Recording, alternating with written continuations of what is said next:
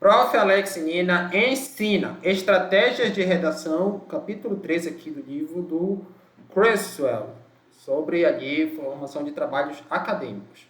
Então, o roteiro de redação muda conforme a escola adotada. Então, se você não sabe o que é isso, assista a primeira aula dessa playlist que eu falo das 4 escolas principais em métodos científicos. Então, é a pós-positivista, a construtivista, a emancipatória e a pragmática. Então, a gente vai mostrar aqui um exemplo de roteiro de redação para essas 3 escolas aqui, porque a pragmática é meio que uma junção delas aqui. Então, vamos primeiro com a construtivista. A construtivista, ela tem assim, começa com a introdução, a descrição do problema, questões de pesquisa, delimitação e limitações. Quando ela descreve o problema, ela acaba trazendo bastante o embasamento teórico. Então, meio que o referencial teórico vai estar aqui, porque esse problema ele é muito importante para método qualitativo. Tá? Para método quant, é muito mais a hipótese de pesquisa. Então, por isso que quando eu estava no mestrado, eu tive um professor que ele era do método qualitativo, e ele insistia muito, né, em desenvolver um bom argumento para você ter um problema de pesquisa. E ele criticava muito o meu trabalho, né? Ele criticava no bom sentido, tá? Não era uma pessoa ruim.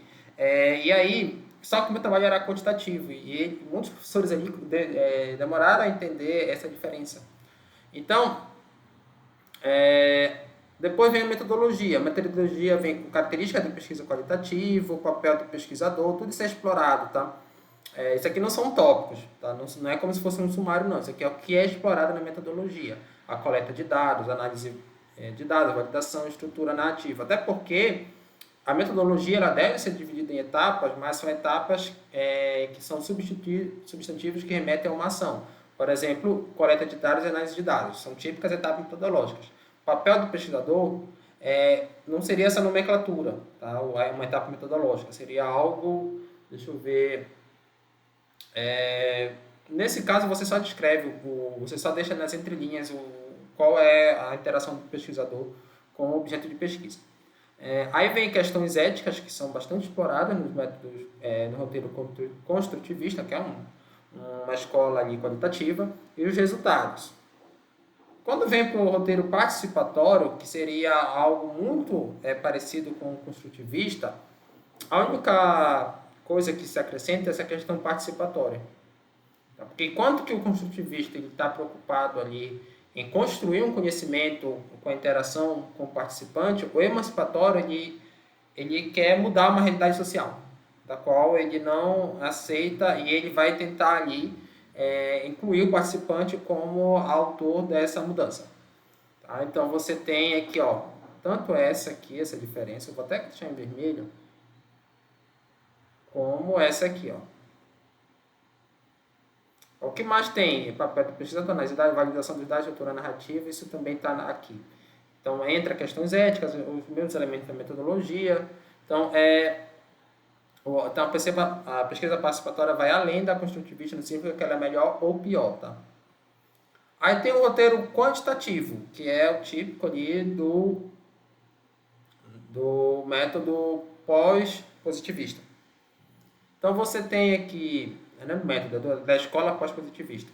Então, você tem aqui a introdução, com a descrição do problema, objetivo, perspectiva teórica, hipótese de pesquisa e definição de termos. Então, começa a aparecer esse termo aqui, que é importante, hipótese de pesquisa, que é uma afirmação que você vai confrontar os dados para ver se ela é falseada ou não, ou seja, para ver se ela é confirmada, considerando assim, a confirmação científica, tá? Que não é aquela confirmação de que é para todo sempre verdadeira, porque a ciência não trabalha com dogma. Mas é que diante dos dados você não pode dizer que aquilo é falso. Ou você vai refutar a hipótese, quando os dados já mostram que aquilo é falso. E aqui é muito importante a definição de termos. O método quantitativo ele trabalha com a ideia de termos fechados, conceitos fechados, e você vai construir toda a questão das análises com base naquilo que está fechado. Enquanto que o método qualitativo ele vai conceituar, obviamente, para construir relações lógicas entre as coisas, mas ele não vai olhar os termos principais de forma tão fechada. Ele vai permitir ali, talvez, uma exploração dialógica daquele termo.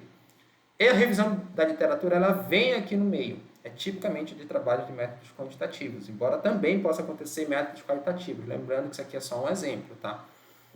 A revisão da literatura, o que é que vai ser explorado? Principalmente esses termos, quais são a história, né? Porque você pega uma definição, mas ela pode ter evoluído ao longo da história, e quais são os desencadeamentos disso. E após a pesquisa, geralmente você tem duas variáveis que são importantes, duas ou mais variáveis, e aí você vai também explorar essas variáveis na revisão da literatura e também os trabalhos que exploram justamente a relação que você quer analisar. Aí na metodologia vai conter elementos como amostra, população e participante. A amostra sempre é importante, porque tem que ser representativa da população, que é o todo. Então, eu vou estudar a população brasileira, tenho uma amostra. Vou estudar a população global, tenho outra amostra. Aí, quem são as pessoas que fazem parte dessa amostra, porque isso tem que ter um paralelo com a população. Às vezes, a amostra não necessariamente são pessoas. Tá? No meu caso, minha tese de doutorado, a amostra era municípios. E acabei que eu peguei como análise toda a população, porque às vezes dá para ser feito. Já que meu recorte geográfico era municípios da Amazônia, eu peguei dados de todos os 772 municípios. E aí eu tinha uma amostra exatamente igual à população de análise. Nesse caso era possível, mas nem sempre é possível. Instrumento de coleta de dados, variáveis e materiais. Isso aqui é muito comum quando você vai fazer pesquisa de campo. Como é que você coletou os dados? Eu coletei dados ali do pH de determinado rio, como é que eu fiz, enfim. As variáveis que você está estudando, aquelas que você vai ter uma relação lógica na hipótese. No meu caso, desastres naturais e pobreza absoluta, são duas variáveis. E os materiais que você utilizou para fazer essa coleta. Por exemplo, software, ou para, não só para fazer a coleta, mas também para tratar os dados. Por exemplo, usei ali, material no sentido amplo, tá? Eu usei ali o software do Excel. E a análise dos dados, com base em que metodologia, que método, melhor dizendo. No caso, da minha tese foi um método econométrico. Então, questões éticas também vão entrar, tá? Não é porque é quantitativo que não vai ter questões éticas. Ver os resultados, essa aqui não entra. Essa aqui eu acabei copiando e colando. Vem questões éticas e os resultados aqui. Hábito de escrever. Então, quando você vai escrever seu texto propriamente dito, você tem que entender que isso é um hábito. Tá? Você quer ir para a carreira acadêmica, quer ir para a carreira científica, e o que significa uma coisa ser hábito? Significa que você tem comprometimento com aquilo. Eu tenho o hábito de tomar café toda manhã, então é porque se eu não fizer isso, você vai ter problema de saúde. Eu tenho o hábito de ir para a academia. Então você vai, mesmo que não esteja com toda aquela vontade, porque você tem um comprometimento com aquilo. A mesma coisa, escrever deve ser uma atividade diária, independente do humor. Não tem essa, hoje eu acordei mal-humorado, com sei lá o que, meu time perdeu o futebol e eu não vou escrever. Não tem essa. Ganhando, perdendo, enfim. Salvo exceções, né? No caso de um estado de luto, aí a gente compreende, mas você quer mesmo ir para a carreira acadêmica, tem que entender que tem que ser hábito diário, você está ali escrevendo, ou lendo, ou fazendo alguma coisa relacionada à sua pesquisa. Registre as ideias, sempre no papel ou no celular. Porque, eu tinha um professor que ele gostava de ter sempre aquele esportista na casa dele, espalhado pela casa. E quando ele tinha alguma ideia, às vezes você do nada tem uma ideia, porque o pesquisador sempre está pensando no seu problema de pesquisa. Então, do nada ele tem uma ideia e escreve ali no papel. Mas hoje isso já pode ser feito muito com o celular. Eu sempre tenho o celular próximo. Então, eu gosto muito de escutar vídeo aqui no YouTube. Eu estou escutando vídeo ali sobre algo que eu estou pesquisando. E de repente eu tenho um insight. Aquilo que a pessoa falou me dá um insight. Aí eu logo anoto a ideia desse insight. Depois eu vou, quando eu sentar no computador, eu vou escrever, detalhar melhor essa ideia. Às vezes eu estou deitado na cama pensando, do nada vem o pensamento e eu anoto no celular. Aquele grupo que você tem para você mesmo. Então as pessoas utilizam bastante. Evite escrever em repente. O que significa isso? Eu tive um insight e eu vou logo correr para escrever e tentar detalhar. Só que às vezes eu nem tenho tempo. Às vezes você quer escrever no intervalo de tempo que é curto e aí não dá. É melhor talvez você descansar um pouco e quando você tiver de fato um tempo razoável para se dedicar, você vai começar a escrever. Às vezes também o aluno é assim, ele quer escrever no período entre as disciplinas, porque as disciplinas são puxadas, é muito comum um aluno de pós-graduação. Ele quer escrever ali, se eu fosse fazer uma pós-graduação, o que seria melhor? Às vezes você tem assim, uma disciplina, você pode se matricular em outra e fazer outra, uma seguida, toda seguida no mesmo semestre. Ou você pode fazer uma disciplina, deixar um tempo para escrever o TCC, fazer outra e fazer outra só depois. É melhor você fazer logo tudo quanto é disciplina, se livrar da carga horária obrigatória específica e ter um tempo livre integral só para fazer o TCC. Não sei se vocês estão conseguindo entender o que eu estou falando, porque se você tem uma disciplina, começar a escrever o TCC e depois parar de escrever o TCC para fazer outra disciplina, isso dá uma quebra. E essa quebra, ela não é boa. Não quer dizer que você não pode fazer isso. Às vezes você é obrigado. O aluno de graduação, por exemplo, que tem aula toda semana, ele vai ter que lidar com isso. Mas você tem que ter um tempo para o seu próprio TCC. Porque senão, se você começar a escrever e tiver que parar por algum motivo, quando você voltar, muitas vezes você não está com o mesmo ritmo. Tá? Então, quando eu fiz minha tese, por exemplo, uma das últimas vezes que eu peguei nela foi quando veio a pandemia. Aí eu deixei de dar aula, eu peguei nela com tudo. Porque enquanto eu estava dando aula, eu estava resolvendo outras questões. E aí, para ficar com o tempo meio que livre para começar a escrever de fato para o meu artigo, para o meu TCC. Bom, o Crusoe, ele fala uma coisa que é trabalhar em mais de um projeto ao mesmo tempo. Eu já fiz isso, mas hoje eu não concordo com ele. Porque eu acho também que você perde o foco. Eu não consigo mais, assim, não tenho a mesma produtividade. Eu até faço isso às vezes, mas eu sei que eu não estou assim... por exemplo, estou querendo escrever um livro agora, nesse exato momento. Querendo escrever um livro sobre meritocracia. Eu de vez em quando escrevo alguma coisa, mas eu sei que eu vou ter que parar em algum momento para me dedicar somente a esse livro. Eu escrevo uma ideia, até às vezes discorro mais sobre ela, mas eu tenho outras coisas, como aqui o canal, o meu outro canal de questão de administração. Então, eu não estou me dedicando completamente a esse projeto. Eu só escrevo ele, mas não é aquela dedicação total. O que ele está falando é que você tem que meio tentar fazer tudo ao mesmo tempo. Eu sei que eu não estou focada completamente nele. Quando vem a ideia, eu registro ela em algum momento, daqui a alguns anos, eu vou começar a escrever esse livro. Termos-chave. Então, alguns termos vão ser chaves para a sua pesquisa e você precisa escrever sobre eles, né? Deixar bem claro a definição ou o conceito dele. Definição é quando algo fechado, o conceito é quando algo é mais aberto. Definição, 2 mais 2 é 4, que é indiscutível. Conceito de meritocracia, por exemplo, é discutível. Alguns autores dizem que é outro. Então, olha só, variáveis em estudo quantitativo, você tem que descrever sobre essas variáveis. Fenômenos centrais de estudo qualitativo. Então, estudo qualitativo, ele explora a questão como um fenômeno. Esse mesmo professor que eu falei para vocês, ele tinha... Não, outro professor, perdão, no doutorado, ele tinha assim, quando eu falei que eu ia estudar pobreza, ele falou que tinha que estudar a fundo isso aí, porque ele também estava com a cabeça do método qualitativo. No Brasil, a maioria aliás, onde eu fiz o mestrado, melhor dizendo, a maioria dos pesquisadores era qualitativo e tentava ser ali um programa interdisciplinar, mas a maioria das pessoas pensava com a cabeça de método qualitativo. Eram poucos professores que eram da área quantitativa mesmo. E aí eu fazia disciplina, falava do meu projeto e eles tentavam me empurrar ali, as críticas, na verdade, eu não entendo como algo ruim, tá? Eles tentavam somar com o meu trabalho, dizendo uma crítica construtiva, era tentar colocar elementos do método qualitativo no meu trabalho que era quant.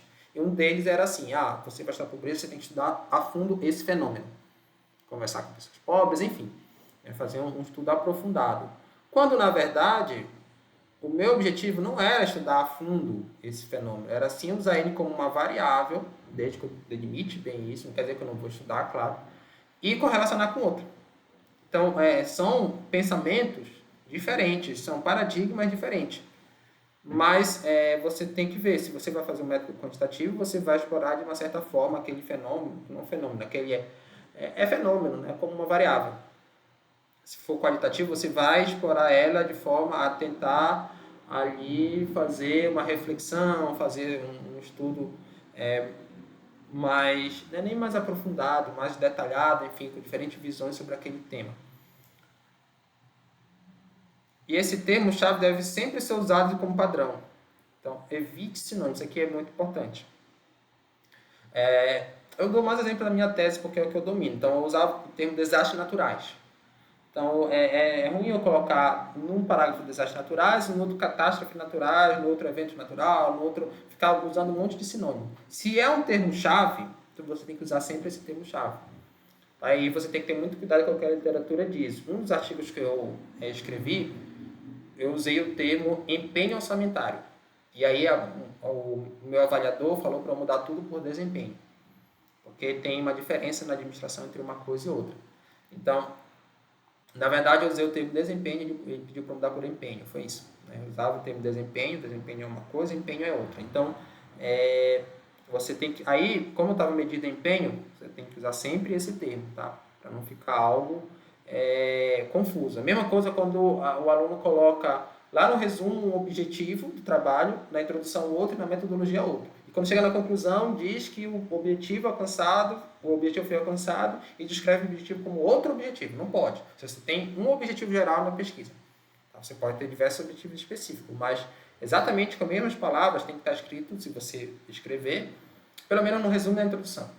A metodologia não é tão necessária, na conclusão você pode voltar, mas com o mesmo objetivo, com as mesmas palavras, para situar o leitor, para dizer se o objetivo foi alcançado ou não, obviamente você vai dizer que foi. Tipo de pensamento, baseado aqui no autor chamado Tachis, de 1982, ele fala que existem hierarquia de ideias, tá, dentro da pesquisa científica. Então você tem o guarda-chuva, que é a ideia geral básica, os grandes pensamentos, que são ideias específicas dentro do pensamento guarda-chuva, que o reforçam ou esclarecem, os pensamentos pequenos, que reforçam os grandes pensamentos, e os pensamentos de atenção, que visam manter o leitor na rota, organizar as ideias e manter a atenção.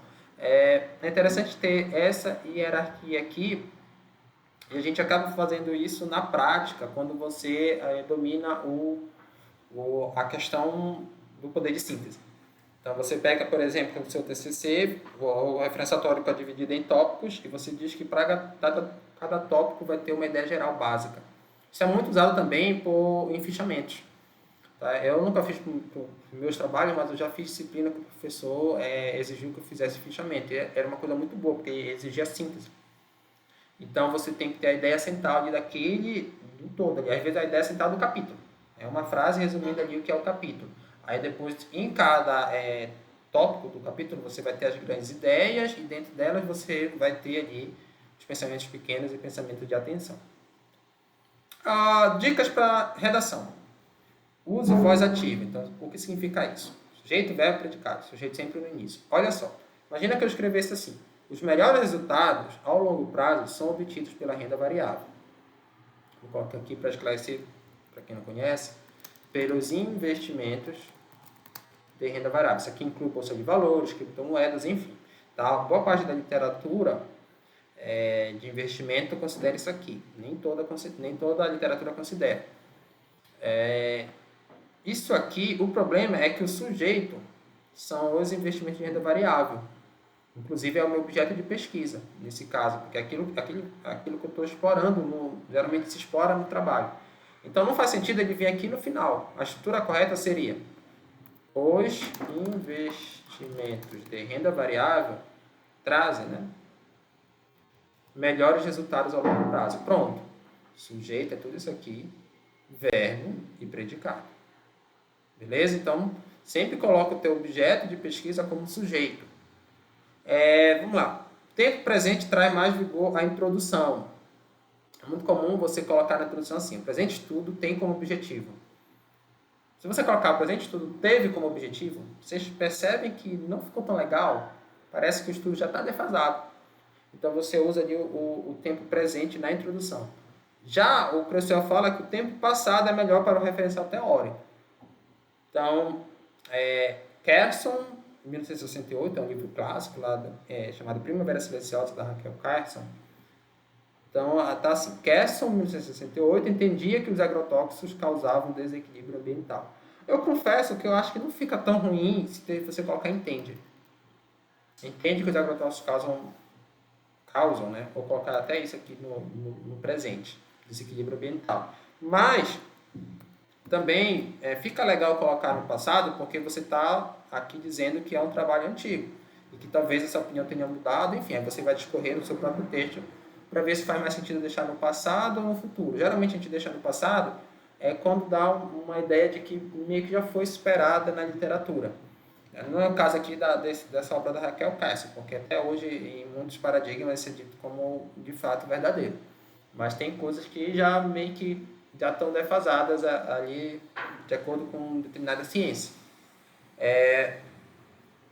Mas eu acho que aqui, a minha opinião é que o referencial teórico você pode escrever tanto no passado como no presente, mas você vê o que fica melhor, tá? Cada caso é um caso.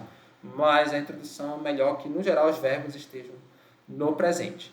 Então, não esqueça de curtir, compartilhar, se inscrever no canal e apertar o sininho.